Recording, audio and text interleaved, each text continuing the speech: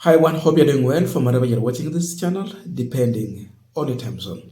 Now, yesterday, we had the Rookie Mass for the victims of chopper crash, and we know very well that among those victims in the helicopter, we had the Emre Dikir Member of Parliament, Johanna Ngeno. And in that service, it was really very emotional. It was with a lot of heated debate because everyone was coming out to question the manner in which these victims met their death. Was it a natural chopper accident or this was planned? These questions are lingering in people's mind up to now. And so, in that event, the former Nandils Member of Parliament, Alfred Keter, attended. And you know what happened when he got a chance to address the mourners?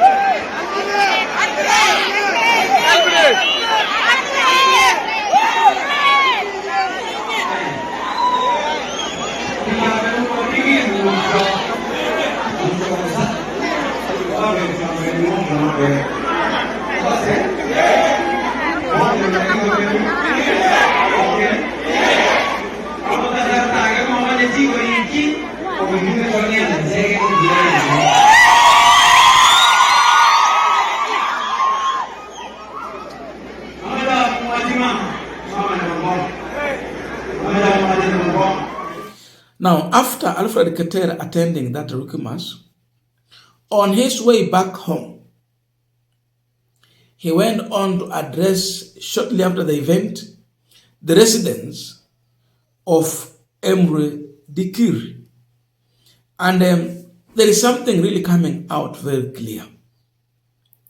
You look at the engagement this leader had with the locals. It is genuine engagement. And you see a lot of emotion in that event again, where now these leaders are talking about WANTAM and wanasema kidole ni moja. So there was this moving speech and the rallying call where he say Arambe and the response is WANTAM. And the question has been, we are mourning. Now, this mourning is turning into WANTAM. How is this one happening? Kumi biga mau. Ila iko New York, ako kwa Nairobi. Kama iko ba State House kuna mtu alikuja. Kimi pamoja. Wala rambe wala WANTAM komye. Wasaki kwa rambe. Wasaki ya kuweka mkono hivi moja.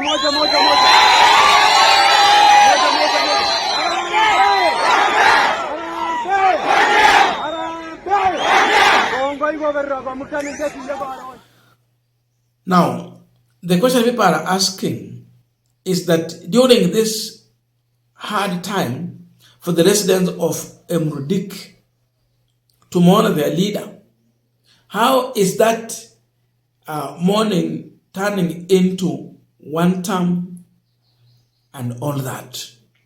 That is the big question we are also asking on this Punchline, a discussion I would want us to have.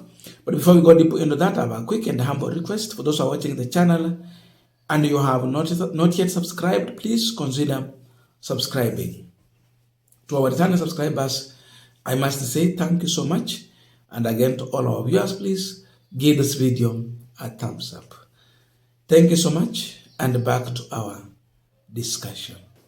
Now, there are about 3-4 reasons why, in my view, I believe that this crowd is responding in the manner in which we saw in that video. You know, when Alfred Keter says that ni wakati wa kuweka mkono hivi, anamaanisha kidole moja moja moja moja, the crowd busted into celebrating that statement. The crowd was very excited and they quickly jumped into that. You saw them quickly ready to raise one finger. Wanasema WANTAM. That means WANTAM actually. And what is this WANTAM? The issue of WANTAM is about President William Ruto not getting re-elected into office in the next general election. No any other person. When you talk about WANTAM, largely you are talking about the top leadership. That is President William Ruto and the UDA administration. So these are people from Rift Valley, the Kipsigis community, who have lost one of their best leaders and being part of the Kalenjins. Unajua hawa wote ni Kalenjin. Ni vile unaweza sema Waluya wako na subtribes mingi. Utasikia kuna Wabukusu, Wamaragoli, Waidaho, Watozo, Watiriki, like that. So when you talk about Kalenjin, there is Kipsigis, there is Nandi, we have the watu wa Keyo, the Keyo, you know, there are many. So this is the Kipsigis community, which is part of the Kalenjin. They are saying WANTAM. Reason, this community is mourning their leader. That is the biggest reason. They have lost their leader and they are mourning. When you are mourning, you can say anything. You can say anything because you are bereaved and now it is emotional time. Actually, they are emotional. And why are they getting emotional? The manner in which their leader died. Kenya has had history. When it comes to dealing with the political opponents, one of the ways the government has always used to deal with the people who seems to be threat to the ruling class, it is this issue of accident. It's either road accident or air. Jasikia mambo ya meli ati wanatafuta mtu akufa, pana. Not by water, not by train. It has always been either road or by air. So mnakumbuka kile kifo cha Cyrus Jirongo. Leo hii ni ndege. The community is made to believe so because Johana Ngeno has been facing the government without any fear. Anytime he feels that his people are being intimidated, frustrated, and oppressed by the government. So he's a man who has always fought for for his own people. And therefore he came out more of the kingpin of the Kipsigis. And now their kingpin is no more. Anyone who comes out to mourn with them and condemn that incident become their friend. And Alfred Keter is leveraging on that. So the government must know that Honorable Johana Ngeno's people are not comfortable with all those explanations they are giving about his death. But they are thinking that there was another motive, that this death and accident was planned and planted.